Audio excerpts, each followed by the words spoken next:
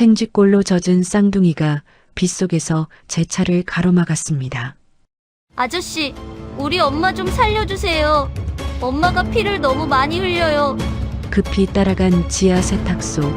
그곳의 참혹한 광경에 저는 경악하고 말았습니다. 바닥에는 붉은 핏자국이 흥건했고 여자는 거의 숨이 넘어가는 상태였어요. 정신 차려보세요. 제 말 들립니까? 하지만 여자의 손목에서 빛나는 은색 시계를 본 순간 이건 말도 안 돼. 설마 아니겠지. 이 시계는 제 목숨보다 사랑했던 첫사랑 서윤에게 선물했던 커플 시계였습니다. 저는 떨리는 손으로 여자의 얼굴에 범벅이 된 피를 닦아냈고 믿을 수 없는 일이 벌어졌습니다. 서윤아, 정말 너야? 그때 갑자기 지하실 문이 거칠게 열리며 조폭들이 몽둥이를 들고 나타났습니다. 어이, 형씨, 남의 집 마누라 붙잡고 뭐 하는 짓이야? 위기의 순간 과연 저는 첫사랑과 아이들을 구할 수 있을까요? JS 그룹을 뒤흔들 거대한 비밀이 지금 밝혀집니다. 영상 시작하기 전에 무료인 구독 버튼과 좋아요 버튼을 지금 바로 눌러주세요. 2번의 클릭으로 여러분의 오늘 하루가 따뜻한 행복과 큰 행운으로 가득 채워질 겁니다. 그리고 지금 어느 지역에서 보고 계신지도 댓글에 알려주세요. 오늘의 운명적인 이야기 지금 바로 시작하겠습니다. 하늘에 커다란 구멍이라도 뚫린 것처럼 장대비가 억수같이 쏟아지는 2025년의 어느 깊은 밤이었습니다. JS 그룹의 총수인 강도준이 탄 검은색 승용차는 거센 빗줄기를 가르며 가파른 비탈길을 위태롭게 내려가고 있었죠. 와이퍼가 좌우로 바쁘게 움직이며 유리창을 닦아냈지만 앞 유리는 금세 다시 뿌연 물막으로 가려지곤 했거든요. 강도준이 운전대를 쥔 손바닥에 땀이 벨 정도로 힘을 주며 잔뜩 찌푸린 눈으로 어두운 전방을 매섭게 주시했습니다. 비가 너무 많이 오는군. 조금만 더 가면 도착인데 길이 엉망이라 속도가 나지 않아. 강도준이 으드득 이를 갈며 가속 페달에서 발을 살짝 떼는 바로 그 순간이었습니다. 눈이 시릴 정도로 밝은 헤드라이트 불빛 속으로 작은 그림자 2개가 갑자기 길 한복판으로 불쑥 튀어나왔습니다. 안 돼. 강도준이 비명을 지르며 브레이크를 밟았고 타이어는 찢어지는 소리를 내며 빗길 위를 미끄러졌죠. 차체는 거칠게 휘청이다가 작은 그림자들 바로 한 뼘 앞에서 기적처럼 아슬아슬하게 멈춰 섰습니다.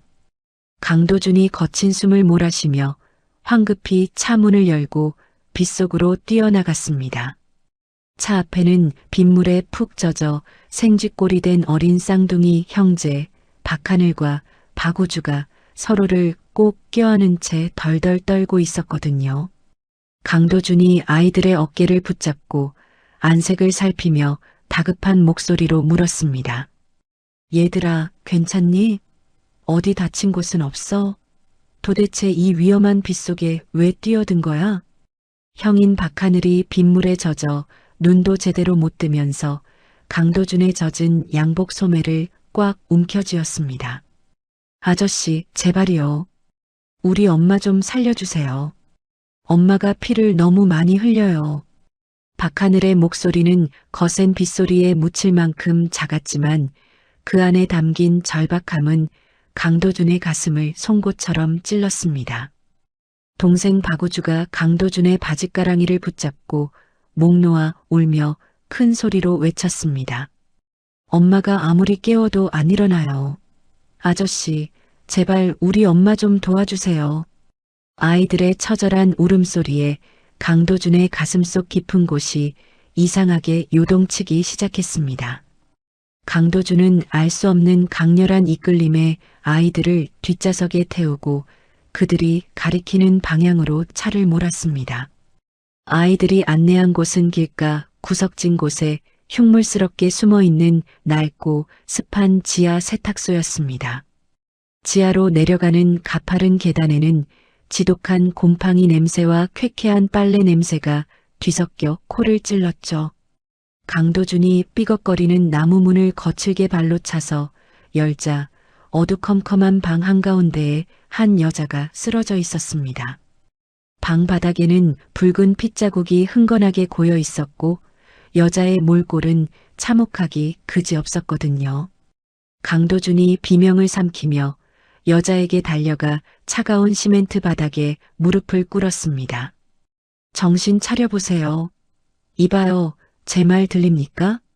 강도준이 여자의 얼굴을 살피려다 그만 숨을 턱 멈추고 말았습니다. 여자의 안면은 심한 구타를 당했는지 형체를 알아볼 수 없을 만큼 퉁퉁 부어오르고 시퍼런 멍으로 가득했거든요. 처음 보는 사람이라도 눈물이 날 만큼 처참한 모습에 강도준의 눈동자가 심하게 흔들렸습니다. 세상에 어떤 짐승 같은 놈이 사람을 이 지경으로 만든 거지? 강도준이 분노를 억누르며 여자의 맥박을 확인하다가 그녀의 왼쪽 손목에서 시선을 멈췄습니다. 피와 먼지로 얼룩진 앙상한 손목 위에 낡고 긁힌 은색 시계 하나가 채워져 있었죠. 강도준이 그 시계를 확인하는 순간 심장이 바닥으로 떨어지며 세상이 멈추는 것 같은 기분을 느꼈습니다. 이건 설마 아니겠지. 말도 안 돼. 강도준이 자신의 손목에 찬 똑같은 모델의 은색 시계와 여자의 시계를 번갈아 보며 찢어지는 비명을 질렀습니다. 그것은 강도준이 7년 전 첫사랑 이서윤을 위해 직접 디자인하고 세상에 단 하나뿐인 다이아몬드를 박아 선물했던 커플 시계였죠. 피와 먼지가 엉겨붙어 광채는 잃었지만 독특한 곡선과 테두리에 새겨진 두 사람의 이름 이니셜은 선명했습니다. 강도준의 심장이 바닥으로 추락하는 것 같은 충격과 함께 전신의 피가 거꾸로 솟구쳤습니다. 도준은 떨리는 손으로 여자의 얼굴 주위에 엉겨붙은 머리카락을 걷어내며 신음했습니다. 이 시계가 왜 당신 손목에 끼워져 있는 거야? 아니지. 서윤아, 정말 너야? 이름을 부르는 강도준의 목소리가 처절하게 떨리며 어두운 지하 방안을 가득 채웠습니다. 강도준이 손수건을 꺼내 얼굴에 칠갑이 된 핏자국을 조심스럽게 닦아내자 비로소 그토록 그리워하던 이서윤의 흔적이 나타났죠. 비록 멍이 들고 부어올라 예전의 고운 모습은 온데간데 없었지만 그것은 분명 이서윤이었습니다. 강도준의 눈시울이 순식간에 붉어지며 주체할 수 없는 오열이 터져나왔습니다. 서윤아, 정신 좀 차려봐. 나 도준이야. 도대체 왜 이렇게 된 거야? 7년 전 아무런 이유도 없이 자신을 버리고 사라졌던 첫사랑이 이런 지옥 같은 곳에서 망가져 있었다는 사실이 도저히 믿기지 않았거든요. 강도준이 이서윤의 창백한 뺨을 감싸쥐며 갈라진 목소리로 소리쳤습니다. 대체 왜 이런 곳에 있는 거야? 왜 이렇게 될 때까지 나를 찾지 않은 거냐고. 그때 세탁소 안쪽에 가려진 문이 거칠게 열리며 험악하게 생긴 남자 3명이 몽둥이를 들고 들이닥쳤습니다. 조폭 출신 박만식의 부하들이 세탁소 뒤편에서 감시를 하던 중 소란을 듣고 나타난 것이었죠. 가장 덩치가 큰 남자가 쇠파이프를 바닥에 직직 끌며 비릿한 웃음을 지었습니다. 어이 형씨, 남의 집 귀한 마누라를 붙잡고 뭐하는 짓이야? 당장 그 더러운 손 떼지 못해? 강도준이 이서윤을 품에 꼭 안고 천천히 일어서며 차가운 살기를 내뿜었습니다. 내 놈들이 이 여자에게 이런 짓을 한 건가? 감히? 남자가 코방귀를 뀌며 쇠파이프를 어깨에 툭 걸치고 다가와 외쳤습니다. 이 여자는 우리 만식 형님 소유물이야. 죽든 살든 우리가 알아서 요리할 테니 당신은 조용히 꺼지라고. 옆에 있던 박하늘이 강도준의 등 뒤로 숨으며 남자를 향해 앙칼지게 소리쳤습니다. 나쁜 아저씨, 우리 엄마 때리지 마요. 이제 이 아저씨가 우리 엄마 지켜줄 거예요. 덩치 큰 남자가 박하늘을 향해 쇠파이프를 휘두르려던 찰나 강도준의 전용 경호팀이 지하실로 난입했습니다. 경호팀장 한진우가 단숨에 남자의 손목을 꺾어 파이프를 뺐으며 바닥에 맺혔습니다. 회장님, 늦어서 죄송합니다. 여기는 저희가 완벽하게 정리하겠습니다. 강도준이 이서윤을 부서질까 두려운 듯 소중하게 안아올리며 한진우에게 단호하게 명령했습니다. 이놈들 중에 단 한 놈도 살아서 나가지 못하게 해. 그리고 이 배우가 누구인지 뼛속까지 털어. 강도준은 빗줄기를 뚫고 자신의 차량을 향해 이서윤을 안은 채 미친 듯이 달려갔습니다. 박하늘과 박우주도 빗물에 젖은 채 강도준의 코트 자락을 붙잡고 필사적으로 따라왔죠. 강도준이 뒷좌석에 이서윤을 조심스럽게 눕히고 아이들을 태운 뒤 운전석에 앉아 비서실로 전화를 걸었습니다. 김 비서, 지금 당장 JS 대학병원 전체를 비워 응급수술실 대기시키고 병원 이사장에게 직접 연락해. 강도준의 목소리는 극심한 분노와 상실감에 대한 공포로 인해 파르르 떨리고 있었습니다. 차는 빗길을 가르며 병원을 향해 광속으로 질주하기 시작했습니다. 옆자리에 앉은 박우주가 강도준의 팔을 흔들며 울먹이는 목소리로 물었습니다. 아저씨, 우리 엄마 정말 안 죽죠? 나쁜 아빠는 엄마 죽어도 된다고 맨날 때렸는데 아저씨는 우리 엄마 살려줄 거죠? 나쁜 아빠라는 단어에 강도준의 손이 운전대를 꽉 쥐며 하얗게 질렸습니다.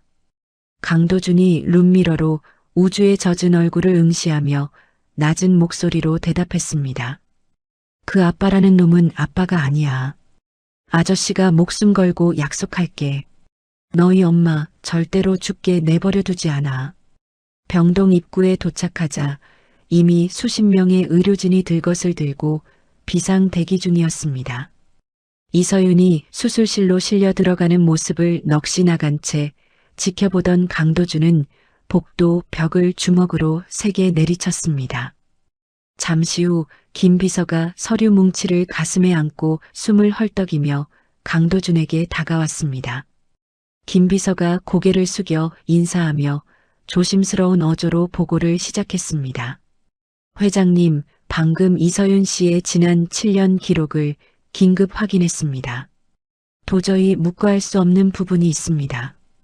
강도준이 김 비서의 손에서 서류를 낚아채듯 뺏으며 날카로운 눈빛으로 물었습니다. 뭐가 문제야? 단 한 글자도 빠짐없이 보고해. 김 비서가 주변의 눈치를 살피며 강도준의 옆으로 다가가 아주 낮은 목소리로 속삭였습니다. 이서윤 씨는 지난 7년간 박만식이라는 남자의 호적에 강제로 입적되어 있었습니다. 그런데 아이들의 생년월일을 확인해 보니 이서윤 씨가 회장님 곁을 떠나고 정확히 10개월 뒤였습니다. 강도준이 서류를 넘기던 손을 멈추고 얼어붙은 듯 김 비서의 얼굴을 뚫어지게 쳐다보았습니다. 김 비서가 의자에 웅크려 앉아 떨고 있는 박하늘과 박우주를 가리키며 조용히 덧붙였습니다. 그리고 제 개인적 사견입니다만 저 아이들의 얼굴을 찬찬히 보십시오. 회장님의 어린 시절 사진과 눈매나 입술 모양이 너무나도 닮았습니다. 강도준이 천천히 고개를 돌려 서로를 의지하고 있는 박하늘과 박우주를 바라보았습니다. 아이들은 낯선 병원 복도 조명 아래서 서로의 손을 꼭 잡은 채 강도준을 똑바로 쳐다보고 있었죠. 강도준은 아이들의 고집스럽게 담은 입술과 짙은 눈썹을 보며 심장이 터질 것 같은 고동을 느꼈습니다. 자신의 어린 시절 모습을 그대로 옮겨놓은 듯한 아이들의 외모에 강도준은 눈물을 삼켰습니다. 서윤아, 네가 어떻게 이런 모진 일을 혼자 겪은 거야? 강도준이 떨리는 손으로 얼굴을 감싸쥐며 고통스럽게 신음했습니다. 그 긴 세월 동안 첫사랑은 자신의 아이들을 홀로 품고 지옥 같은 삶을 견뎌내고 있었던 것이었죠. 강도준이 아이들에게 한 걸음 다가가려던 찰나 수술실 입구에 붉은 등이 꺼지며 의사가 밖으로 나왔습니다. 강도준이 의사에게 달려가 멱살을 잡을 듯한 기세로 다급하게 물었습니다. 환자는 어떻게 됐습니까? 의사가 마스크를 벗으며 무거운 목소리로 대답했습니다. 출혈이 너무 심하고 내부 장기 손상이 깊습니다. 일단 고비는 넘겼지만 의식이 언제 돌아올지는 장담할 수 없습니다. 강도준이 바닥에 떨어진 박만식의 서류 사진을 구두굽으로 거칠게 짓밟으며 혼잣말을 내뱉었습니다. 박만식, 그리고 그 배후에 있는 인간들, 내 여자와 내 아이들을 건드린 대가를 똑똑히 치르게 해주마. 강도준의 눈에는 7년 전의 그리움 대신 차가운 복수심이 타오르기 시작했습니다. 수술실의 붉은 등이 꺼지고 3시간이 지난 고요한 새벽이었습니다. 강도준은 중환자실의 차가운 유리창 너머로 각종 기계 장치에 의지해 가쁜 숨을 내쉬는 이서윤을 멍하니 바라보았죠. 도준의 시선은 이서윤의 가느다란 손목에 여전히 채워진 낡고 긁힌 은색 시계에 오랫동안 머물렀습니다. 강도준은 자신의 손목 시계를 만지작거리며 과거 JS 그룹 대저택 별채에서 함께 보냈던 고등학교 시절의 기억 속으로 깊게 빠져들었거든요. 당시 이서윤은 강도준의 집안에서 평생을 일해온 집사의 외동딸이었고 강도준은 그 가문이 유일한 후계자였습니다.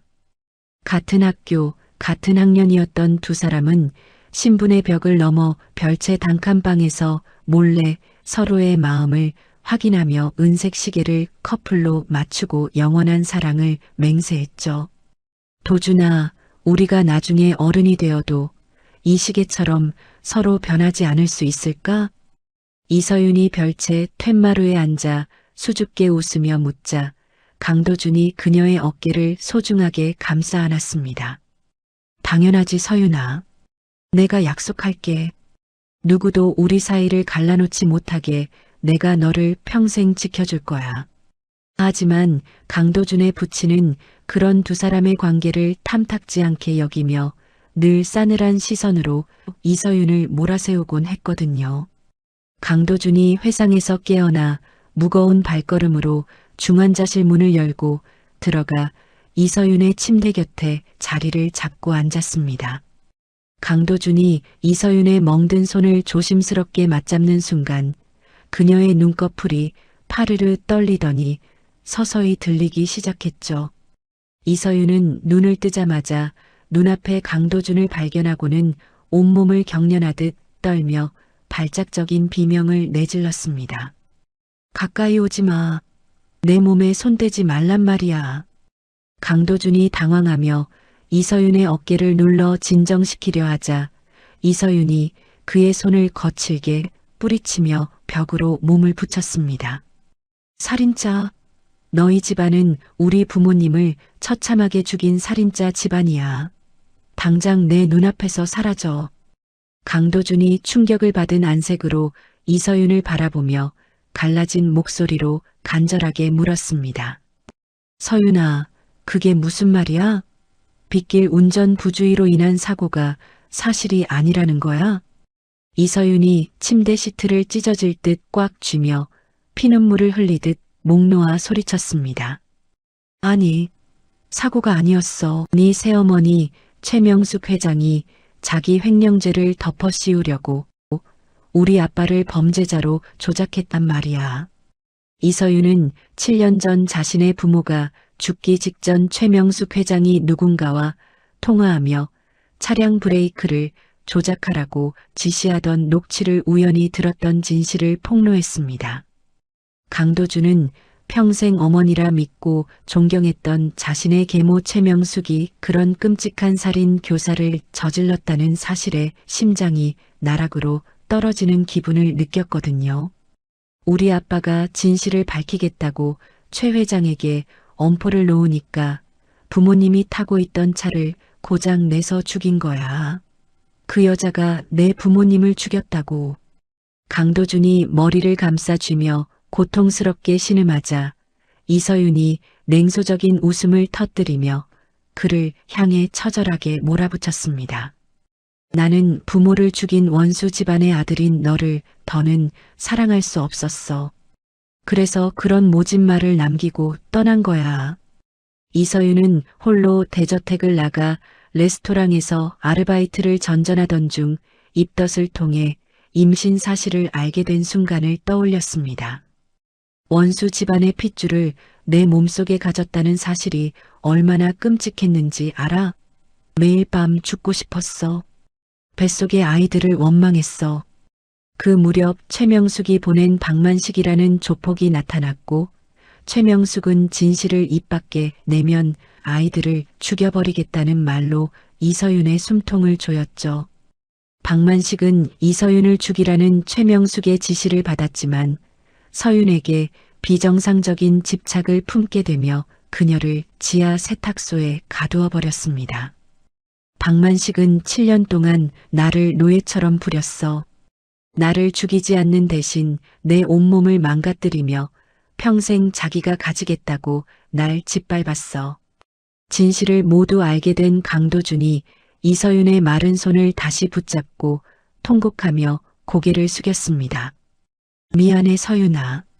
정말 미안해. 모든 게 그 여자의 조작이었어.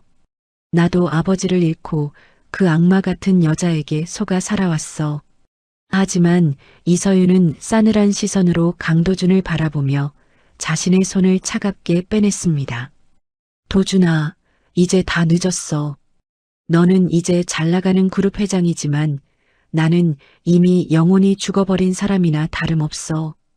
이서윤이 병실 밖에서 기다리고 있을 하늘과 우주의 이름을 부르며 강도준에게 처절하게 구걸하듯 애원했습니다.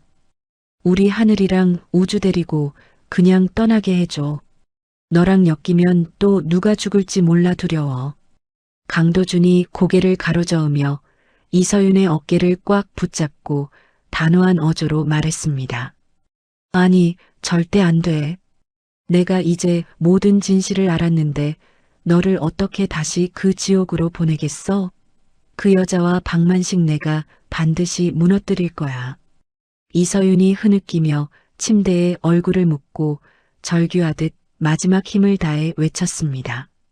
제발 나를 좀 놓아줘. 나는 이미 7년 전에 너를 버린 여자야. 우리 아이들만이라도 평범하게 살게 해달란 말이야. 강도준은 절규하는 이서윤을 보며 가슴이 수천 갈래로 찢어지는 극심한 고통을 느꼈습니다. 7년 전 별채 단칸방에서 나누었던 순수했던 첫사랑이 최명숙의 끝없는 탐욕 때문에 피비린내 나는 지옥으로 변해버린 사실이 도저히 믿기지 않았거든요. 강도준이 이서윤의 젖은 이마를 조심스럽게 짚어주며 서늘한 목소리로 맹세했습니다. 서윤아, 네가 겪은 그 지옥 같은 고통 내가 수만 배로 갚아줄게. 그 여자와 박만식이 피눈물을 흘리며 몰락하는 걸 보게 될 거야. 하지만 이서윤은 여전히 공포와 불신이 가득한 눈으로 강도준을 외면하며 벽을 향해 고개를 돌려버렸습니다. 중환자실의 차가운 정적 속에서 두 사람의 가쁜 숨소리와 기계의 규칙적인 신호음만이 무겁게 엇갈리며 흩어지고 있었죠. 강도준은 문 밖에서 서로를 꼭 껴안고 자신을 기다리는 두 아들의 그림자를 보며 주먹을 부서질 듯 꽉 쥐었습니다. 이제 이 비극의 사슬을 끊어낼 사람은 자신뿐이라는 사실을 강도준은 뼈저리게 느끼고 있었거든요. 강도준이 중환자실을 나오자 복도 저 멀리서 김 비서가 서류 뭉치를 가슴에 안고 조심스럽게 다가왔습니다. 회장님, 최명숙 회장이 벌써 기민하게 움직이기 시작했습니다. 긴급 이사회 소집 공고가 방금 떴습니다. 강도준이 김 비서의 말을 가로막으며 차갑고 서늘한 살기를 눈동자에 담고 의조렸습니다. 최명숙, 당신이 지옥으로 걸어 들어갈 시간이 왔어. 내가 내 손으로 당신의 그 가증스러운 왕국을 부숴버릴 거니까. 강도준은 복도 의자에 앉아있는 하늘과 우주에게 다가가 아이들을 자신의 넓은 품속에 꼭 안았습니다. 아이들의 작은 심장 박동이 강도준의 가슴에 닿자 그의 복수심은 이제 걷잡을 수 없는 불길처럼 거세게 타올랐습니다. 다음 날 아침 8시가 되자마자 강도준은 전직 형사였던 한진우를 은밀하게 호출하여 병원 근처 카페에서 접선했습니다. 강도준이 차가운 에스프레소를 한 모금 마시며 한진우의 얼굴을 뚫어지게 쳐다보았죠. 한 형사님, 7년 전 서윤이 부모님이 당한 사고 차량의 폐차 기록부터 당시 수사팀의 뇌물수수 내역까지 단 하나도 빠짐없이 전수 조사해 주십시오. 한진우가 서류 봉투를 챙겨 자리에서 일어나며 단호한 목소리로 대답했습니다. 회장님, 이미 예상하고 미리 움직이고 있었습니다. 최명숙 회장의 손길이 닿지 않은 곳이 없겠지만 반드시 그 구멍을 찾아내겠습니다. 강도준은 한진우가 떠난 자리를 보며 최명숙이 설계한 거대한 거짓의 성벽을 무너뜨릴 첫 번째 망치를 휘둘렀음을 직감했거든요. 그 시각 JS 그룹 본사 회장실에서 최명숙 회장은 분노에 찬 얼굴로 긴급 이사회를 소집하며 임원들을 압박하고 있었습니다. 최명숙이 책상을 거칠게 내리치며 비서실장에게 서늘한 목소리로 명령을 내렸죠. 강도준이 사생활 문제로 경영권을 소홀히 하고 있다는 찌라시를 당장 뿌려요. 오늘 이사회에서 도준이의 해임안을 반드시 통과시켜야 하니까 주주들 입단속 철저히 하고요. 옆에 서 있던 오 실장이 고개를 깊게 숙이며 비릿한 미소를 짓고 대답했습니다. 회장님, 걱정 마십시오. 이미 몇몇 대주주들은 저희 쪽 제안에 고개를 끄덕였습니다. 강도준 회장은 오늘부로 JS그룹에서 이름이 지워질 것입니다. 최명숙은 창밖을 내다보며 강도준이 제 발로 무덤을 팠다며 비웃었지만 그녀의 눈동자에는 초조함이 서려 있었거든요. 강도준은 이서윤과 아이들을 보호하기 위해 병원 대신 자신의 개인 펜트하우스로 거처를 옮기게 했습니다. 하지만 박하늘과 박우주는 처음 보는 화려하고 넓은 펜트하우스의 풍경 앞에서도 잔뜩 겁을 먹은 채 소파 뒤로 몸을 숨겼죠. 박하늘이 동생 박우주의 손을 꼭 잡으며 문 밖을 경계하는 눈빛으로 속삭였습니다. 우주야, 엄마가 여기서 꼼짝 말고 있으라고 했어. 나쁜 아빠가 우리 찾으러 오면 저기 옷장 안으로 숨어야 해. 아이들은 7년 동안 박만식의 매질 아래 자라온 탓에 낯선 공간에서 들려오는 작은 소음에도 몸을 부르르 떨며 본능적으로 숨어버렸거든요. 강도준은 모니터를 통해 아이들의 겁에 질린 뒷모습을 보며 가슴이 찢어지는 고통을 느꼈습니다. 잠시 후 강도준은 아이들이 좋아하는 고기와 과일을 가득 차려들고 거실로 조심스럽게 다가갔습니다. 강도준이 소파 밑에 웅크린 아이들을 향해 부드러운 목소리로 말을 건넸죠. 하늘아, 우주야. 배고프지 않니? 아저씨가 맛있는 거 많이 가져왔는데 같이 먹어볼까? 아이들은 여전히 경계심을 풀지 않았지만 박우주가 조심스럽게 고개를 내밀어 강도준의 얼굴을 살폈습니다. 박우주가 강도준의 소매에 코를 가까이 대고 킁킁거리며 신기하다는 표정으로 말했습니다. 아저씨한테서 좋은 냄새가 나요. 마음이 편안해지는 냄새예요. 강도준은 아이의 순수한 말 한마디에 심장이 멎는 것 같은 충격을 받았고 쏟아지는 눈물을 참기 위해 입술을 꽉 깨물었거든요. 그 무렵 한진우는 폐기된 수사 기록 저장소를 샅샅이 뒤진 끝에 결정적인 단서를 확보하는 데 성공했습니다. 한진우가 강도준에게 전화를 걸어 흥분된 목소리로 진행 상황을 보고했죠. 회장님 찾았습니다. 최명숙 회장이 박만식에게 이서윤 씨 살해를 지시하며 송금한 거액의 차명 계좌 내역과 위조된 혼인신고서를 확보했습니다. 강도준이 서재 책상을 주먹으로 내리치며 서늘한 목소리로 명령했습니다. 좋아, 그 증거들 절대로 뺏기지 않게 철저히 보관해. 박만식과 그 늙은 여우를 한꺼번에 보낼 수 있는 가장 날카로운 칼이 될 테니까. 한진우는 최명숙이 매수한 당시 담당 수사관의 자백까지 받아내기 위해 다음 장소로 급히 발걸음을 옮겼습니다. 강도준은 아이들이 잠든 사이 몰래 수거한 칫솔을 들고 전문 검사 기관을 직접 찾아가 긴급 유전자 검사를 의뢰했습니다. 몇 시간 뒤 강도준은 결과지가 담긴 봉투를 건네받고 손을 부르르 떨며 서류를 읽어내려갔죠. 서류 하단에 적힌 친자 확률 99%라는 문구를 확인하는 순간 강도준은 종이가 구겨지도록 꽉 움켜쥐었습니다. 미안하다 얘들아. 아빠가 너무 늦게 알아서 정말 미안해. 강도준은 복도 벽에 기대어 소리 없이 오열하며 지난 7년 동안 자신이 서윤을 원망하며 보냈던 시간들을 뼈저리게 후회했거든요. 강도준의 눈에는 이제 최명숙을 향한 복수심을 넘어 아이들의 성씨를 되찾아주겠다는 강력한 의지가 불타올랐습니다. 한편 최명숙은 이서윤의 생존이 자신의 파멸로 이어질 것을 직감하고 박만식을 은밀하게 석방시켰습니다. 선글라스를 쓰고 단단히 변장한 최명숙이 구치소 뒷문에서 박만식을 만나 검은 가방을 건네며 차가운 눈빛으로 속삭였죠. 이 돈 가지고 이서윤을 영원히 조용하게 만들어요. 병원 보안 시스템은 내가 무력화해 놓을 테니 이번에는 절대로 실수하지 말라고요. 박만식이 돈 가방을 챙겨들며 비릿한 웃음을 지으며 대답했습니다. 걱정 마십시오, 회장님.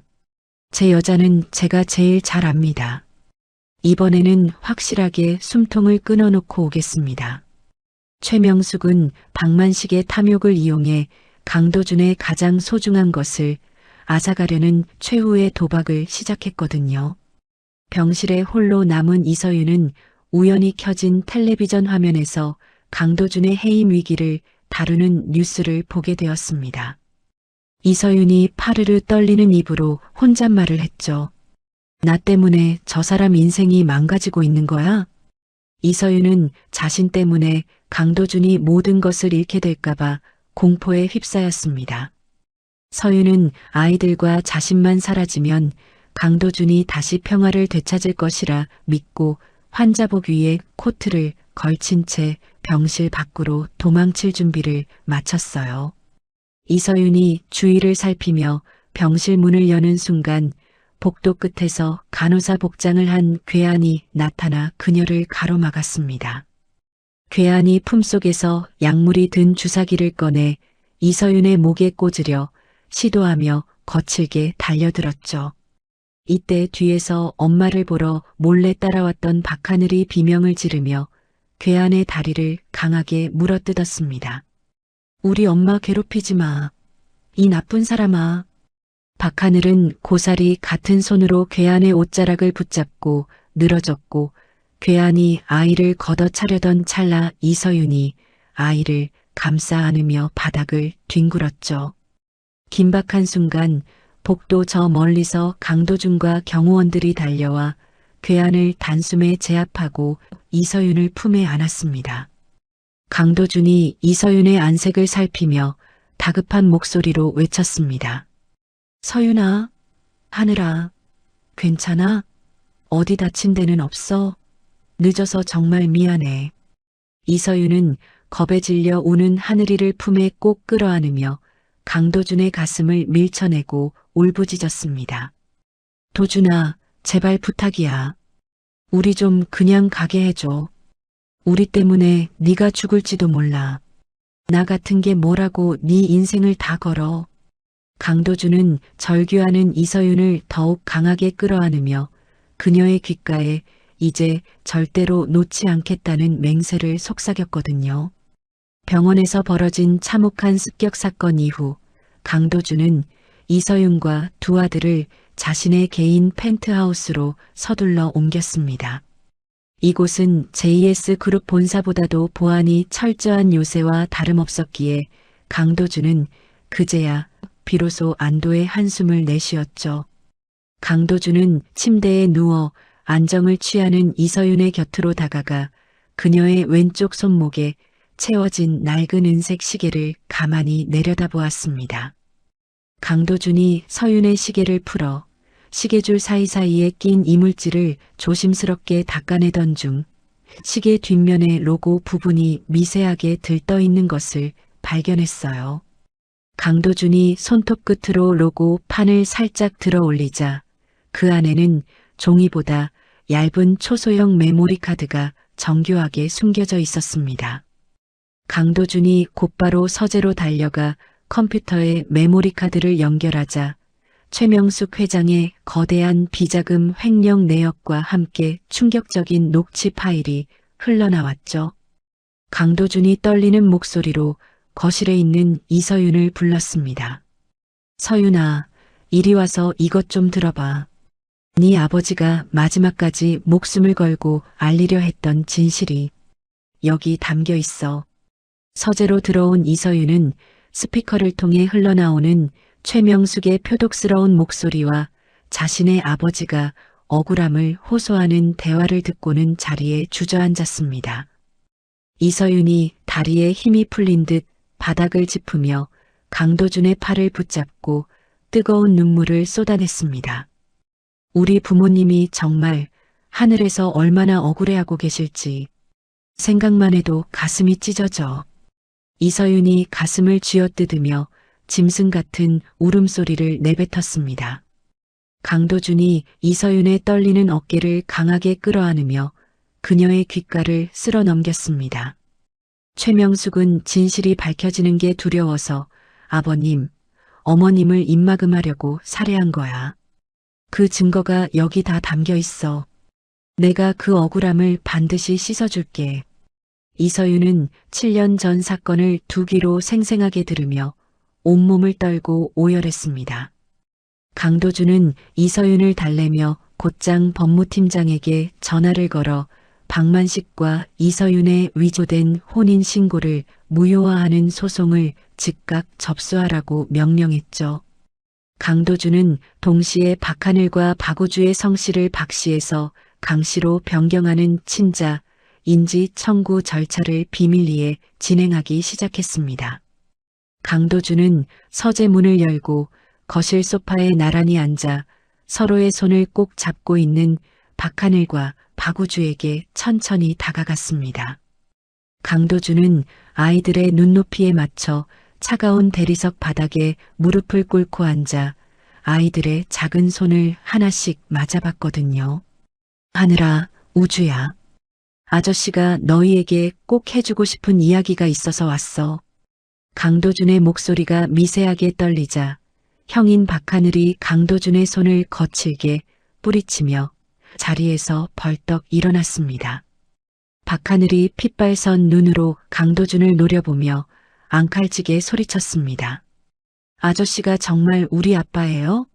엄마가 그 캄캄한 지하실에서 맨날 울면서 부르던 그 이름이 아저씨 맞냐고요. 박하늘의 서슬 펄언 외침에 강도준은 가슴이 수만 갈래로 찢어지는 통증을 느끼며 고개를 깊게 숙였습니다.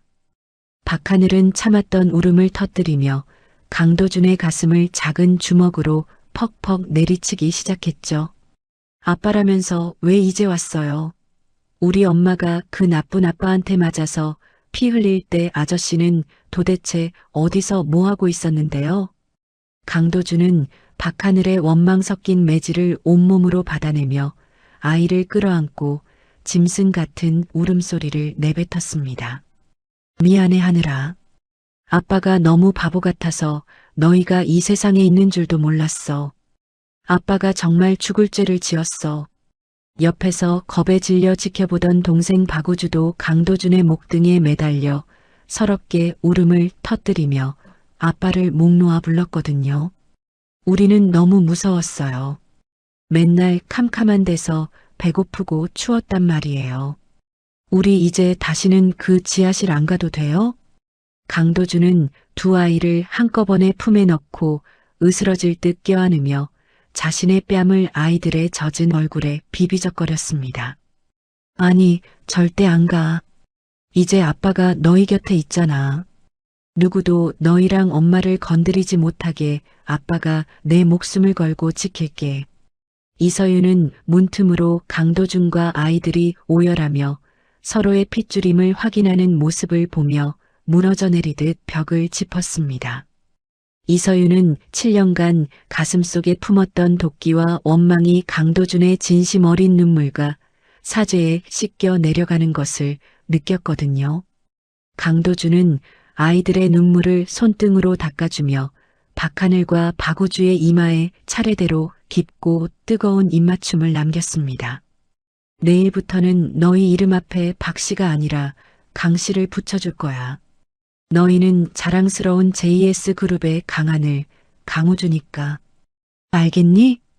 강도준의 단호한 선언에 아이들은 아빠의 품속에서 안심한 듯 가쁜 숨을 몰아쉬며 잠시 안정을 찾았습니다. 한편 그 시각 조폭 박만식은 최명숙 회장이 보낸 거액의 자금을 챙겨들고 펜트하우스로 향하는 식자재 트럭의 화물칸에 몰래 숨어들었죠. 박만식은 이서윤과 아이들을 제 손으로 끝장내지 않으면 최명숙이 자신을 죽일 것임을 알기에 비릿한 칼날을 품에 숨기고 기회를 엿보았습니다. 펜트하우스 주방 쪽 화물 승강기가 소리 없이 움직이기 시작했고 박만식은 어둠 속에서 번들거리는 눈빛을 빛냈거든요. 최명숙 회장은 이사회 의결권을 이미 과반수 확보했다는 확신을 가지고 강도준의 회장 해임안을 정식 안건으로 밀어붙였습니다. 최명숙은 언론사를 매수하여 강도준이 여자 문제로 그룹의 명예를 실추시켰다는 가짜 뉴스를 대대적으로 퍼뜨리기 시작했죠. 강도준은 최명숙의 비열한 공세에 눈 하나 깜짝하지 않고 한진우가 가져온 결정적인 사고 영상과 녹취록을 다시 점검했습니다. 강도준은 이제 최명숙의 목줄을 쥘 가장 강력한 증거들을 가슴에 품고 이사회 당일만을 손꼽아 기다렸거든요. 강도준은 잠든 아이들의 이마에 다시 한번 입을 맞추며 내일이면 너희의 성씨를 당당히 되찾아주겠다고 맹세했습니다. 펜트하우스의 거대한 유리창 너머로 JS 그룹 본사의 불빛을 노려보는 강도준의 눈에는 서슬퍼런 살기가 감돌고 있었습니다. 강도준은 자신의 손목 시계를 고쳐 차며 최명숙을 향한 마지막 심판의 시간을 머릿속으로 차분히 그려보았죠. 운명의 이사회가 열리는 2025년의 어느 차가운 겨울 아침이 밝았습니다.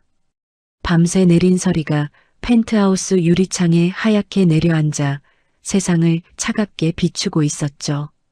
강도준은 드레스룸에서 강하늘과 강우주의 작은 넥타이를 하나하나 직접 매만져주며 전신 거울 앞에 나란히 섰습니다. 강도준이 떨리는 손으로 강하늘의 어깨를 듬직하게 짚으며 거울 속의 자신들을 향해 낮은 목소리로 말했습니다. 하늘아, 우주야. 오늘부터 너희의 진짜 성은 강씨란다. 누구 앞에서도 기죽지 말고 아빠만 믿고 당당하게 걷자. 강하늘이 강도준의 커다란 손을 꼭 잡으며 결연한 눈빛으로 아빠를 올려다보고 대답했습니다. 아빠, 저 이제 하나도 안 무서워요. 아빠랑 엄마 지키는 세상에서 제일 씩씩한 아들이 될게요. 옆에서 자신의 옷깃을 만지작거리던 강우주도 강도준의 허리를 꼬락겨 안으며 천진하면서도 단호한 어조로 한마디를 덧붙였죠. 저도 아빠처럼 멋진 정장 입으니까 진짜 강우주가 된 것 같아서 힘이 불끈 솟아요. 이서윤은 옆에서 그 모습을 지켜보다가 강도준이 새로 채워준 은색 시계를 자신의 손목에 다시 한번 고쳐 찼습니다. 이서윤이 강도준의 비뚤어진 넥타이를 바로잡아주며 젖은 눈을 빛내고 결연하게 말했습니다. 도준아, 우리 아빠를 살인자로 몰고 우리 가족을 지옥으로 밀어넣은 그 여자, 오늘 반드시 심판하자. 강도준이 이서윤의 차가운 손을 꽉 잡으며 그녀의 이마에 짧고 뜨거운 입맞춤을 남기고 대답했습니다. 걱정 마, 서윤아. 당신과 아이들이 흘린 피눈물, 오늘 최명숙이 통째로 삼키게 만들어줄 거니까. 강도준의 목소리에는 서슬퍼런 복수심과 가장으로서의 책임감이 무겁게 실려 있었거든요. 강도준은 미리 준비한 검은색 코트를 걸치며 한진우 팀장에게 보안 상황을 최종 점검하라는 지시를 내렸습니다. JS그룹 본사로 향하는 차 안에서 이서윤은 창밖을 보며 가늘게 떨리는 손을 맞잡았죠. 강도준이 이서윤의 손을 자신의 무릎 위로 가져와 따뜻하게 감싸며 부드럽게 속삭였습니다. 서윤아, 긴장하지 마. 진실은 이미 우리 편이고 저들은 곧 무너질 모래성에 불과해. 이서윤이 강도준의 어깨에 고개를 기대며 가냘픈 목소리로 대답했습니다. 도준아, 7년 전 그 빗길에서 시작된 이 지독한 악연을 내 손으로 끝낼 수 있다니 꿈만 같아.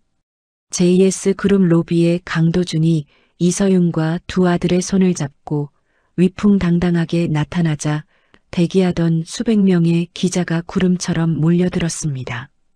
강도준이 쏟아지는 카메라 플래시 속에서도 이서윤의 어깨를 단단히 감싸 안으며 기자들을 향해 선포하듯 외쳤습니다.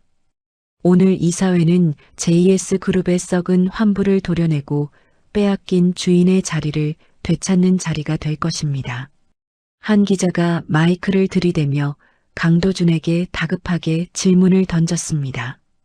강 회장님, 옆에 계신 여성분이 7년 전 사라졌던 이 집사의 딸이 맞습니까?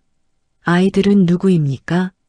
강도준이 걸음을 멈추고 카메라 렌즈를 똑바로 응시하며 흔들림 없는 목소리로 대답했습니다.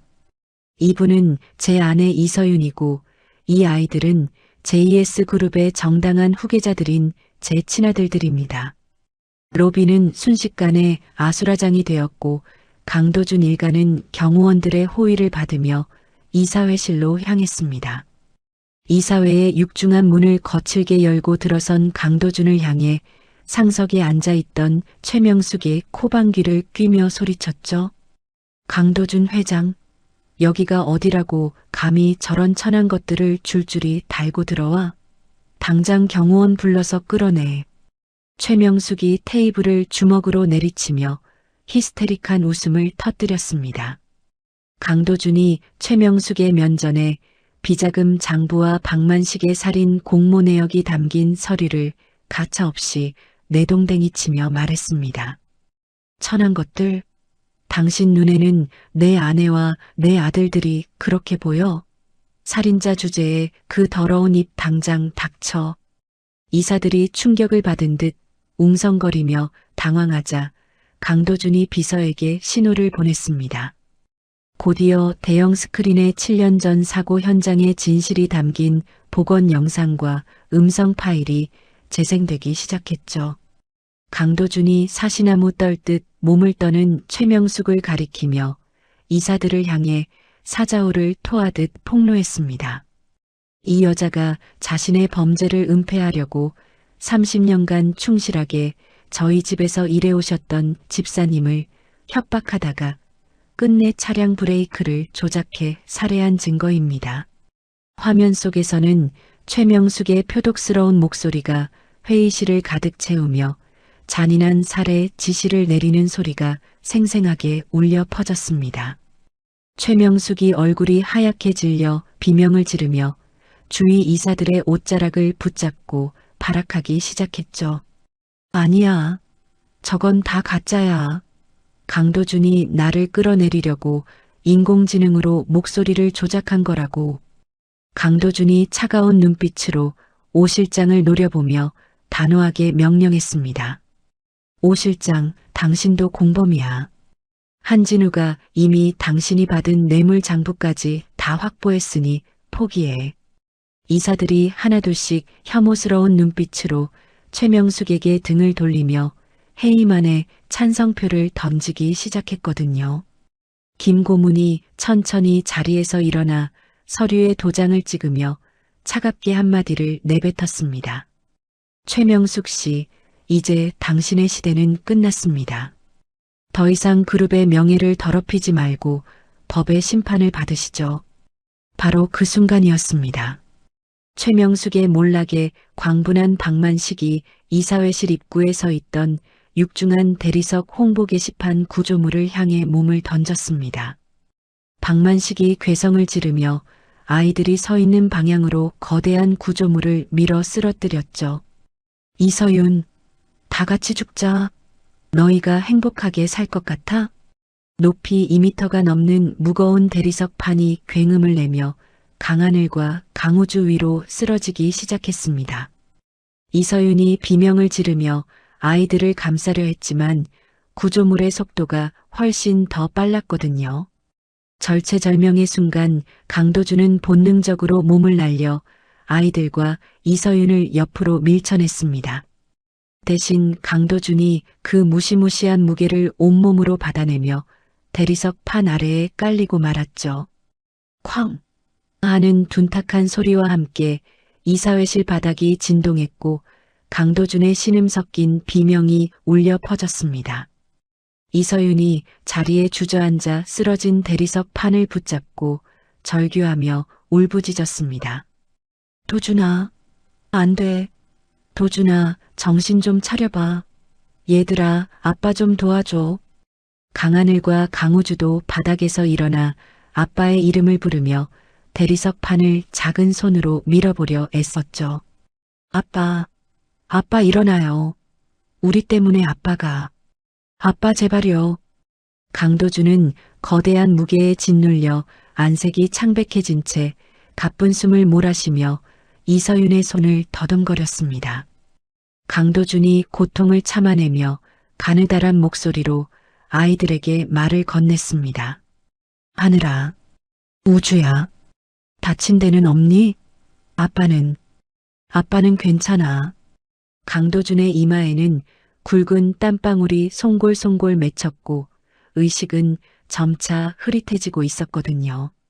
현장에 잠복해 있던 한진우 팀장과 경찰들이 박만식을 덮쳐 제압했고 최명숙도 그 자리에서 수감 절차를 밟게 되었습니다. 최명숙이 끌려나가며 끝까지 독설을 내뱉었지만 이서윤의 귀에는 아무것도 들리지 않았습니다. 이서윤은 강도준의 얼굴을 두 손으로 감싸쥐며 눈물을 뚝뚝 흘리고 소리쳤죠. 도준아, 눈 감으면 안 돼. 구급차 불렀어. 너 죽으면 나랑 아이들은 어떡하라고. 강도준이 이서윤을 향해 희미하게 미소 지으며 그녀의 손목에 있는 은색 시계를 힘없이 어루만졌습니다. 서윤아, 이제야 약속 지켰네. 너랑 우리 아이들 지켜주겠다는 약속? 강도준은 그 말을 끝으로 조용히 눈을 감았고 아이들의 통곡 소리가 이사회실을 가득 메웠습니다. JS 대학병원의 중환자실, 차가운 금속성과 규칙적인 기계음만이 공허하게 울려 퍼지던 그곳에 아주 미세한 변화가 시작되었습니다. 억겁의 시간 같은 어둠 속을 헤매던 강도준의 손가락이 마침내 미세하게 꿈틀거렸죠. 무거운 눈꺼풀을 간신히 들어 올렸을 때 가장 먼저 시야에 들어온 것은 침대 곁에 머리를 기댄 채 초췌해진 얼굴로 잠든 이서윤의 모습이었습니다. 강도준은 가슴을 짓누르는 통증을 견디며 갈라진 목소리로 힘겹게 그녀의 이름을 불렀습니다. 서윤아, 서윤아. 그 가느다란 목소리에 이서윤이 쏘스라치게 놀라며 고개를 들었습니다. 초점이 돌아온 도준의 눈동자를 확인한 순간 그녀의 눈에서 참아왔던 눈물이 본물 터지듯 쏟아졌습니다. 도준아, 정신이 들어? 정말 나 보여? 이서윤의 외침에 옆 소파에서 서로의 손을 꼭 잡고 잠들었던 하늘과 우주가 한다름에 침대가로 달려왔습니다. 아이들은 아빠의 손등에 얼굴을 묻고 목 놓아 울음을 터뜨렸습니다. 아빠 죽는 줄 알았단 말이에요. 우리 이제 아빠라고 부르기로 했는데 왜 이렇게 오래 잤어요?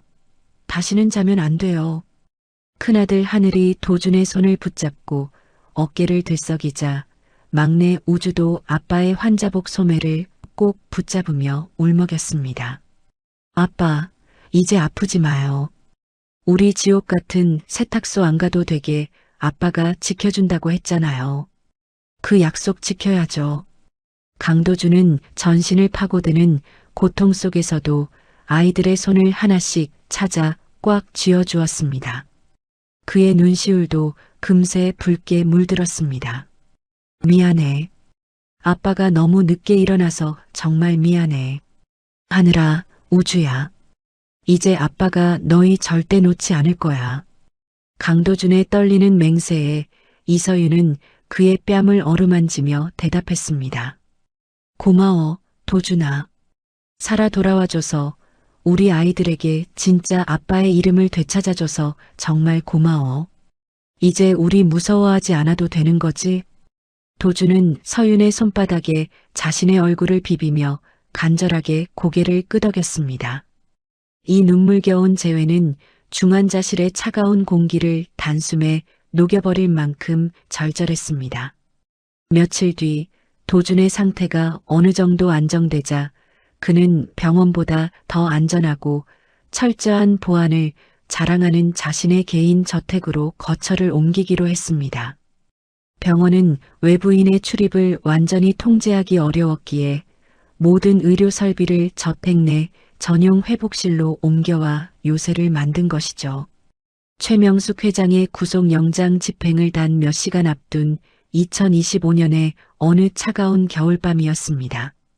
창밖으로 소리 없이 하얀 눈이 내려앉는 저택의 회복실 침대 위에는 강도준과 이서윤, 그리고 두 아이가 세상에서 가장 평온한 얼굴로 깊은 잠에 빠져 있었습니다. 강도준은 잠결에도 옆에 누운 이서윤의 손목을 꼭 쥐고 있었습니다. 7년 만에 되찾은 이 온기와 심장 박동을 다시는 놓지 않겠다는 무의식적인 집착이었죠. 하늘과 우주 역시 아빠와 엄마 사이에 몸을 웅크린 채 규칙적인 숨소리를 내뱉으며 오랜만에 악몽 없는 밤을 보내고 있었습니다.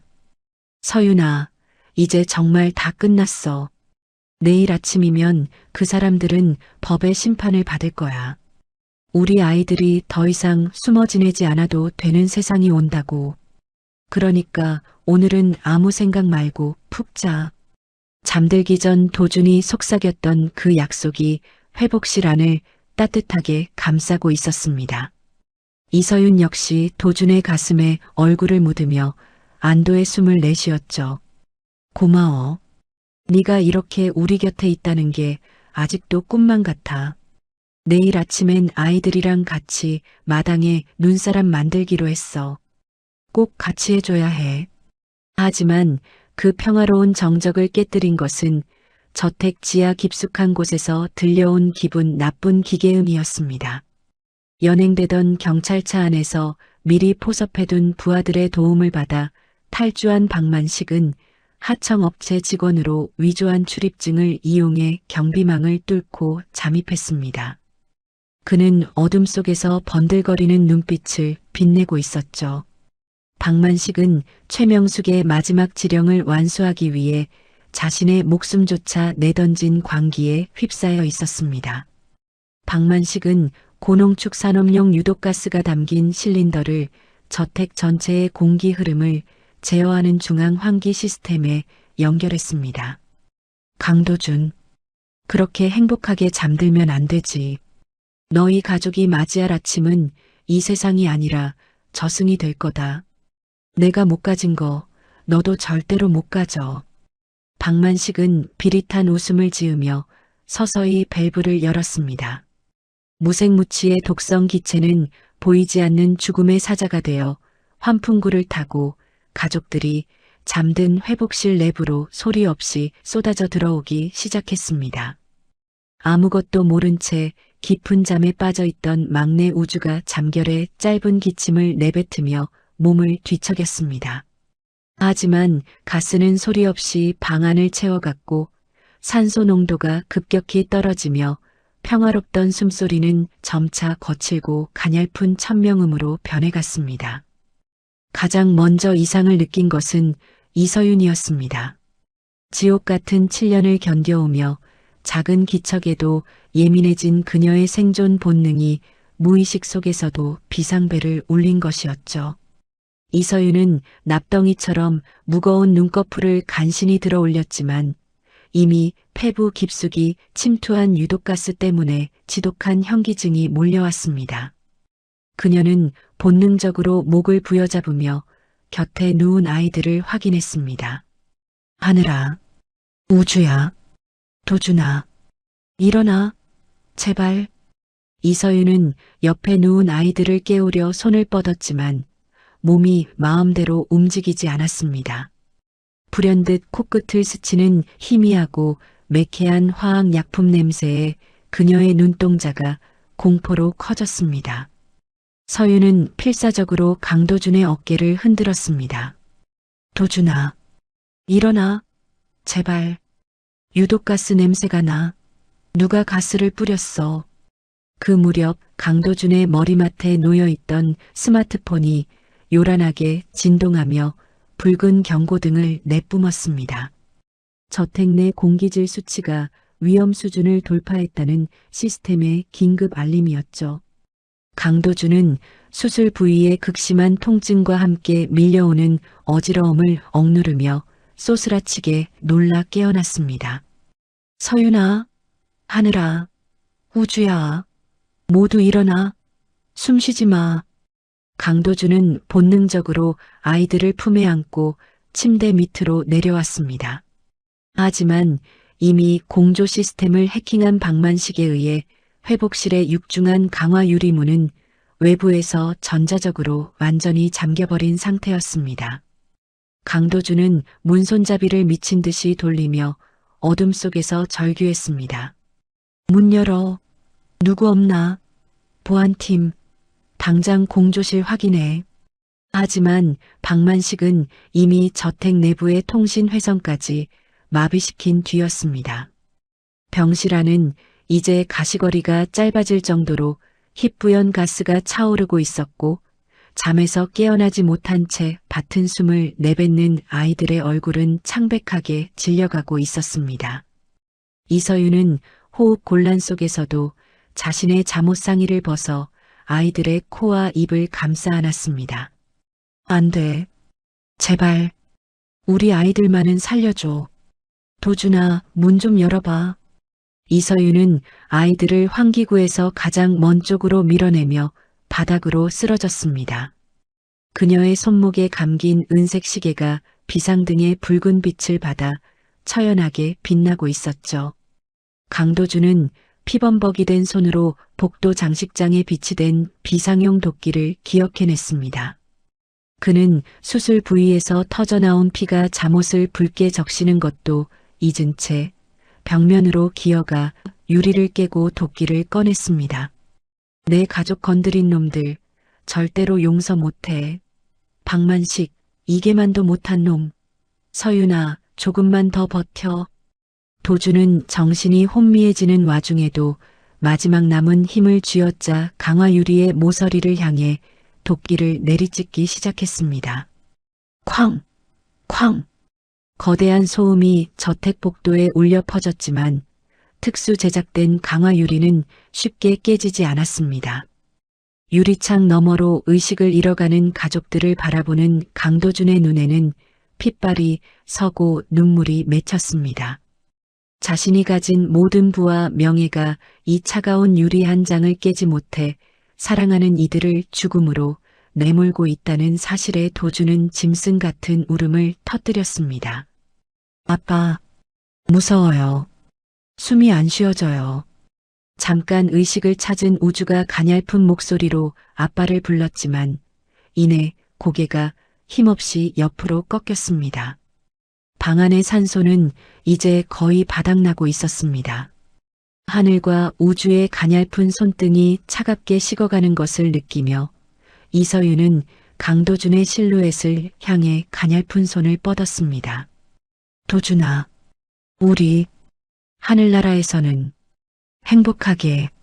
서윤의 마지막 속삭임이 가스 속에 묻혔고 그녀의 손이 힘없이 바닥으로 떨어졌습니다.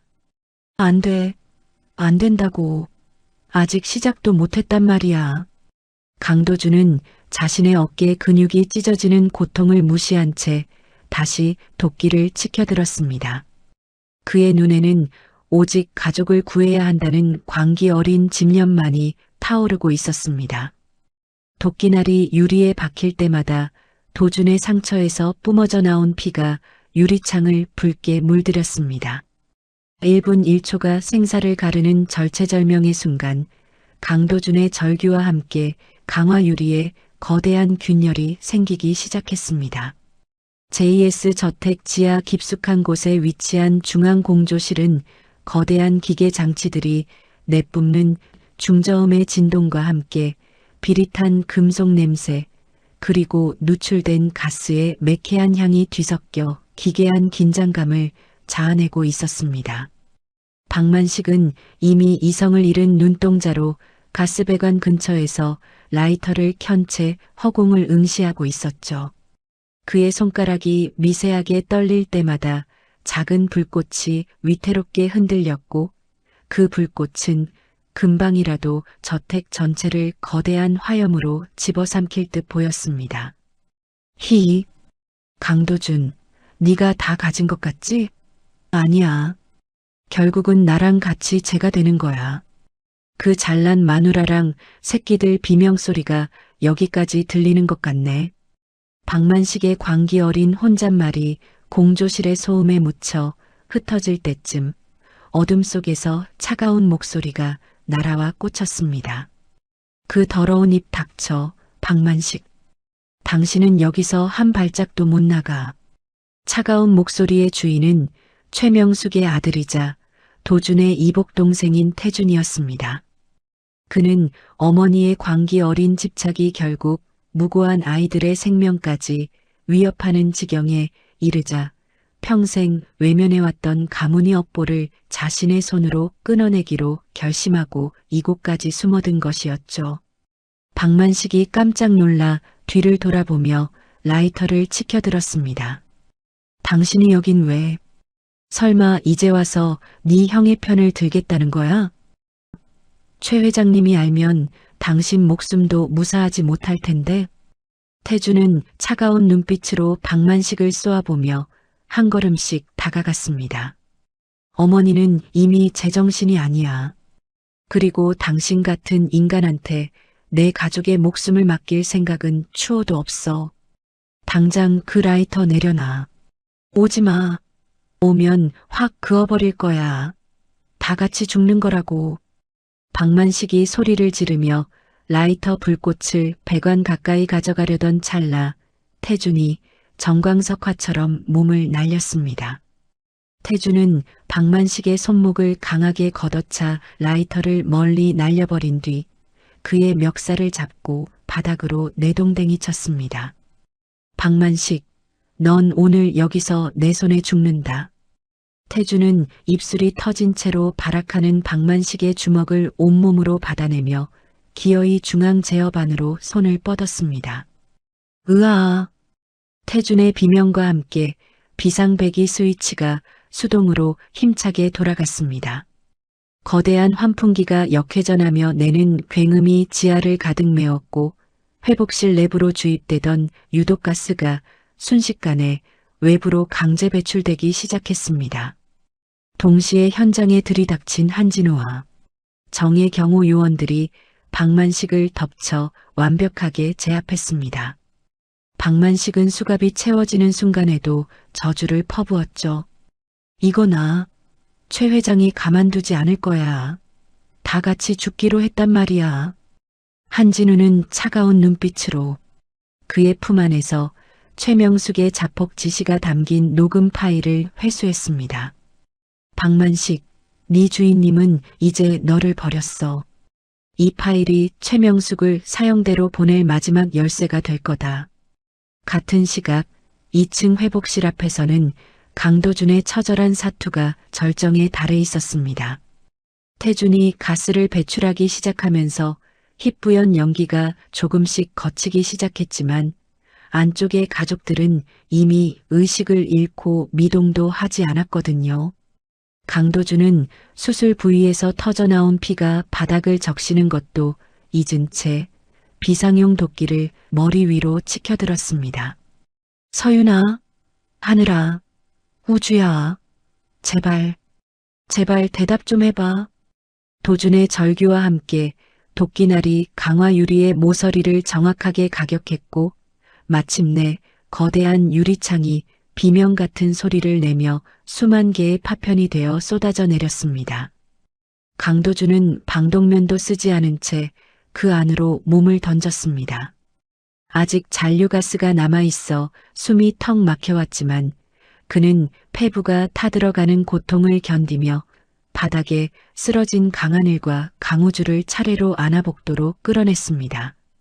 의료진, 당장 산소 마스크 가져와. 빨리. 도준은 마지막으로 의식을 잃은 서윤을 품에 안고 밖으로 기어 나왔습니다. 그의 손등은 유리 파편에 베어 피투성이었고 가슴팍은 터진 수술 부위 때문에 붉게 물들어 있었죠. 대기 중이던 의료진이 즉시 아이들과 서윤에게 산소 마스크를 씌우고 응급 처치를 시작했습니다. 강도준은 자신의 산소 마스크를 거부한 채 아이들의 곁을 지키며 울부짖었습니다. 하늘아, 우주야, 정신 차려봐. 아빠 여기 있어. 제발 눈 좀 떠봐. 강도준의 절규가 복도에 울려 퍼졌고 얼마 후 막내 우주가 먼저 가느다란 기침을 내뱉으며 눈을 떴습니다. 콜록. 아빠, 숨이 안 쉬어져요. 우주의 작은 목소리에 도준은 아이를 품에 꼭 안고 참았던 오열을 터뜨렸습니다. 그래, 우주야. 아빠 여기 있어. 괜찮아. 이제 숨 쉬어도 돼. 정말 미안하다. 아빠가 너무 못나서 너희를 이런 위험에 빠뜨렸어. 곧이어 하늘과 서윤도 산소 수치가 정상으로 돌아오며 서서히 의식을 회복했습니다. 이서윤은 눈을 뜨자마자 피범벅이 된 채 자신을 내려다보는 도준을 보고 비명을 삼켰습니다. 도준아, 네 몸이 피가 너무 많이 나. 의사 선생님, 여기 좀 봐주세요. 도준아, 정신 좀 차려봐. 강도준은 서윤의 손을 꼭 잡으며 힘겹게 미소 지었습니다. 괜찮아. 너희가 무사하면 난 아무래도 좋아. 이제 정말로 모든 게 끝났어. 서윤아, 우리 이제 정말 행복해질 수 있어. 일주일 뒤 저택은 다시 평화를 되찾았습니다. 한진우는 현장에서 확보한 녹음 파일과 실린더에 남은 최명숙의 지문을 근거로 대대적인 수사보고서를 작성했습니다. 최명숙 회장은 유치장에서 자신의 지시가 실패했다는 소식을 듣고 증거인멸을 시도했지만 아들 태준이 제출한 비밀감고 내역과 해외 비자금 세탁 경로가 담긴 USB 앞에 결국 무릎을 꿇고 말았습니다. 법원은 최명숙에게 살인미수 및 살인교사, 대규모 횡령 혐의를 적용하여 무기징역이라는 준엄한 심판을 내렸습니다. 그녀가 평생을 바쳐 쌓아 올린 탐욕의 제국이 자신의 죄악과 아들의 참회로 인해 한순간에 무너져 내린 것이었죠. 박만식 또한 극악무도한 범죄 행위로 법정 최고형을 선고받으며 다시는 빛을 볼 수 없는 곳으로 사라졌습니다. 강도주는 가족의 생명을 위협했던 저택의 공조 시스템을 전면 교체하고 최첨단 생화학 방어 시스템과 독립된 전용 대피로를 재구축했습니다. 이제 이 저택은 그 누구도 허가 없이 침범할 수 없는 완벽한 요새로 거듭났습니다. 어느 오후 건강을 회복하여 퇴원 절차를 밟는 날, 이복 동생 태준이 도준을 찾아와 거실에서 마주 앉았습니다. 태준의 얼굴에는 아직 지난번 몸싸움의 흔적인 멍이 남아 있었죠. 태준은 무거운 침묵 끝에 서류 봉투 하나를 내밀었습니다. 형, 미안해. 어머니의 죄를 내가 다 씻을 수는 없겠지만 이제라도 바로잡고 싶었어. 이건 내가 가진 JS의 모든 지분 포기 각서야. 그리고 난 오늘부로 경영 일선에서 물러나서 해외로 떠날 생각이야. 강도주는 서류를 보지도 않은 채 태준의 눈을 가만히 바라보았습니다.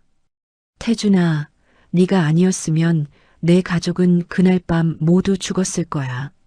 지분 같은 건 중요하지 않아. 다만 언젠가 마음이 편해지면 그때 다시 돌아와라. 너도 내 동생이니까. 태준은 형의 예상치 못한 관용에 고개를 숙인 채 어깨를 들썩이며 울음을 터뜨렸습니다. 그것은 증오를 넘어선 용서와 새로운 시작의 약속이었습니다. 사건 해결의 1등 공신이었던 한진우 팀장은 경감으로 특진하며 JS그룹의 보안 총괄 책임자로 정식 부임하게 되었습니다. 최명숙 일당에 남은 하수인들까지 모두 소탕되었다는 보고를 받은 강도주는 비로소 깊은 안도의 숨을 내뱉었습니다. 모든 악연의 고리가 끊어지고 진실이 승리한 화창한 오후, 강도주는 서윤과 하늘, 우주를 데리고 저택 마당으로 나갔습니다. 아빠, 공기가 진짜 달아요. 설탕 뿌린 것 같아요. 우주가 마당을 뛰어다니며 외치자 강도준과 이서윤은 서로를 바라보며 환하게 웃었습니다. 폐부 깊숙이 스며드는 차갑고 맑은 공기는 이제 더 이상 죽음의 위협이 아니었습니다. 강도준은 서윤의 어깨를 감싸 안으며 하늘을 올려다보았습니다. 7년 전 비 내리던 그 빗길에서 시작된 잔혹한 악연은 이제 하얀 눈 아래로 영원히 묻혔고 내 가족 앞에는 오직 찬란한 빛으로 가득한 미래만이 기다리고 있었습니다. 도준아, 이제 우리 정말로 행복하게만 살자. 이서윤의 말에 강도준은 그녀의 손등에 깊은 입맞춤을 남기며 대답했습니다. 그래, 서윤아. 이제 우리 가족의 시간은 절대로 멈추지 않을 거야. 내가 약속해. 저택 마당에는 아이들의 웃음소리가 봄바람을 타고 멀리 퍼져나갔습니다. 화창한 봄볕이 JS 복지재단의 드넓은 정원을 가득 메운 2026년의 어느 따스한 오후였습니다. 불과 1년 전만 해도 피비린내 나는 복수와 질식할 것 같은 죽음의 위기가 몰아쳤던 이곳은 이제 흐드러지게 피어난 벚꽃잎이 눈송이처럼 흩날리는 축복의 공간으로 완벽하게 탈바꿈해 있었죠. 오늘은 재단 설립 기념일이자 온 세상이 기다려온 강도준과 이서윤의 공식적인 결혼식이 열리는 날이었습니다. 신부 대기실의 커다란 전신 거울 앞에 선 이서윤은 순백의 웨딩드레스를 입은 자신의 모습을 믿기지 않는다는 듯 멍하니 바라보았습니다. 지난 7년간 세탁소 지하실의 차가운 시멘트 바닥에서 죽음만을 기도하던 그녀에게 이 눈부신 화이트 톤의 드레스와 향긋한 부케는 마치 다른 세상의 이야기처럼 비현실적으로 느껴졌거든요. 붓고 멍들었던 얼굴은 도준의 정성 어린 보살핌 덕분에 예전의 맑고 고운 생기를 완전히 되찾았고 공포로 가득 찼던 눈동자에는 이제 깊은 평온함과 사랑이 깃들어 있었습니다.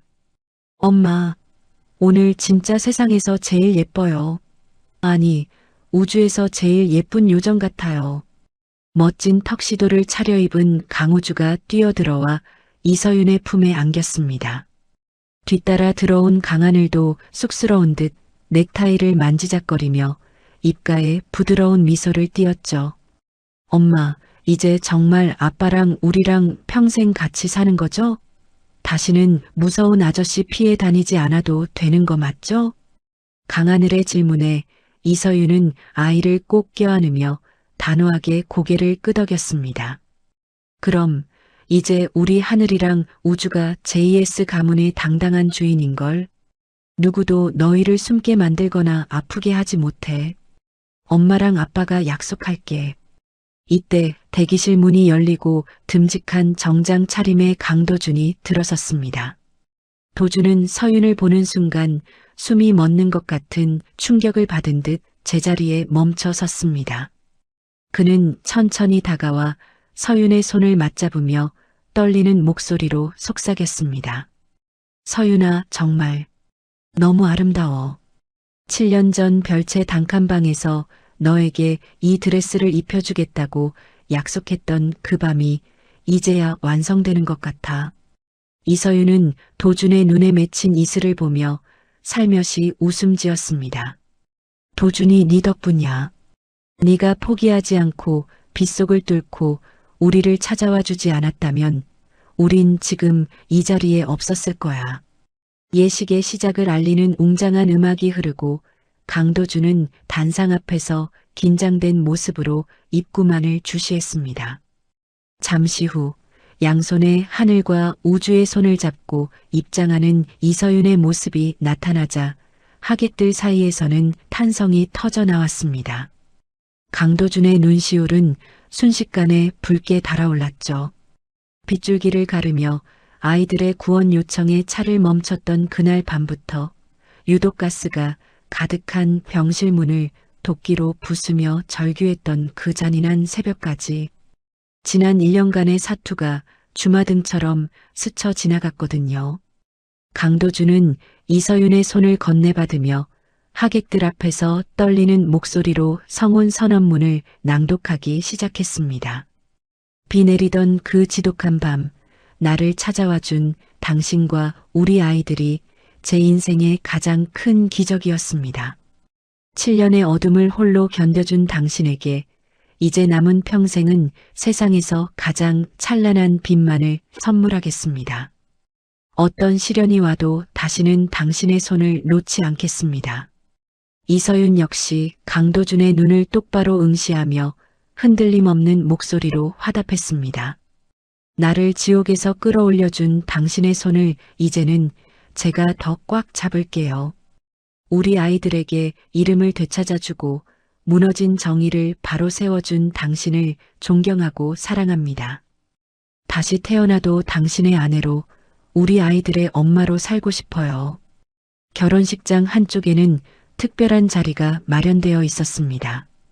억울한 살인자의 누명을 벗고 JS의 진정한 충신으로 기록된 서윤의 부친과 최명숙의 악행을 막으려다 희생당했던 도준의 부친 영정이 나란히 놓여 있었죠. 두 사람은 식을 마치고 그 영정 앞에 서서 깊은 묵념을 올렸습니다. 이제 가문의 명예는 완벽히 회복되었고 피로 얼룩졌던 선대의 악연은 사랑이라는 이름 아래 완전히 정화되었습니다. 피로 연장 구석에서는 해외에서 귀국한 이복동생 태준이 멀리서 형의 행복을 지켜보고 있었습니다. 그는 차마 다가가지 못한 채 참회의 눈물을 훔치고 있었지만 이를 발견한 강도준이 먼저 다가와 손을 내밀었습니다. 태준아, 거기서 뭐해? 이리 와서 혼주석에 앉아. 고생 많았다. 형, 내가 정말 여기 있어도 되는 거야? 어머니가 한 짓을 생각하면 난. 강도준은 태준의 어깨를 꽉 쥐었습니다. 네가 아니었으면 내 아내와 아이들은 지금 이 자리에 없었을 거야. 넌 이미 네 몫의 속죄를 다했어. 이제는 JS의 일원으로 내 동생으로 당당하게 살아라.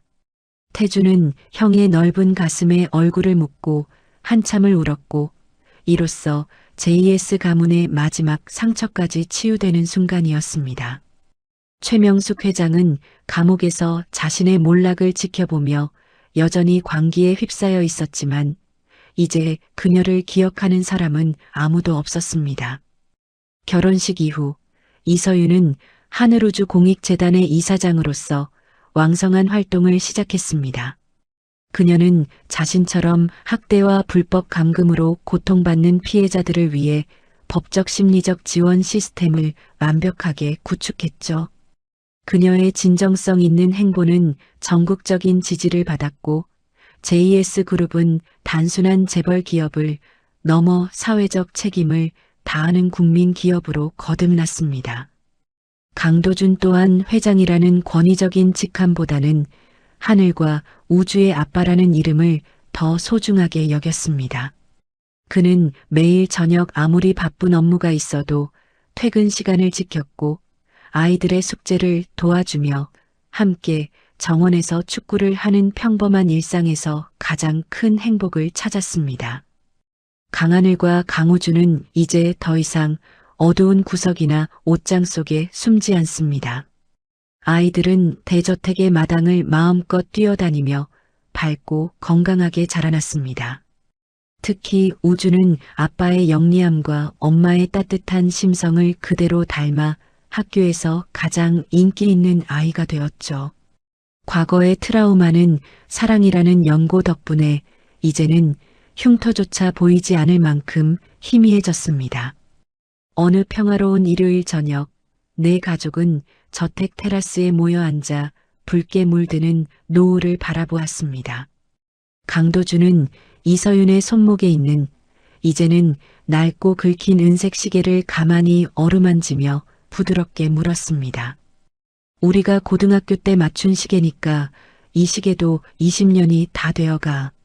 내가 널 위해 다이아몬드가 가득 박힌 최신 모델을 준비해뒀는데 새 시계로 바꿔줄까?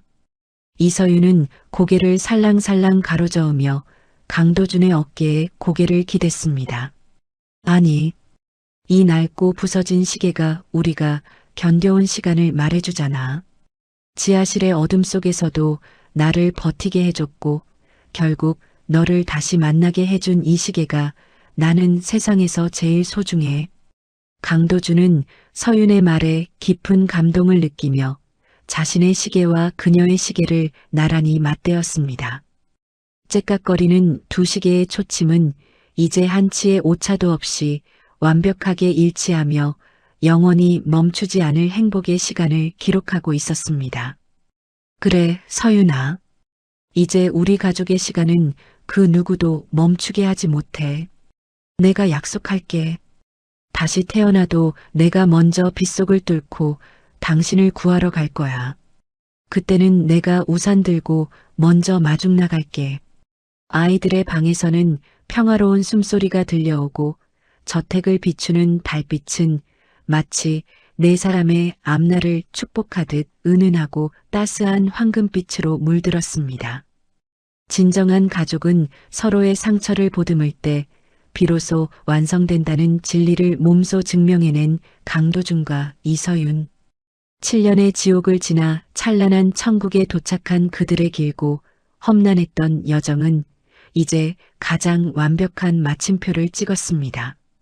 하지만 그들의 사랑 이야기는 내일 아침 떠오를 태양처럼 다시금 새로운 페이지를 써내려갈 준비를 마친 채 깊어가는 밤하늘 속으로 따뜻한 웃음소리와 함께 울려 퍼졌습니다.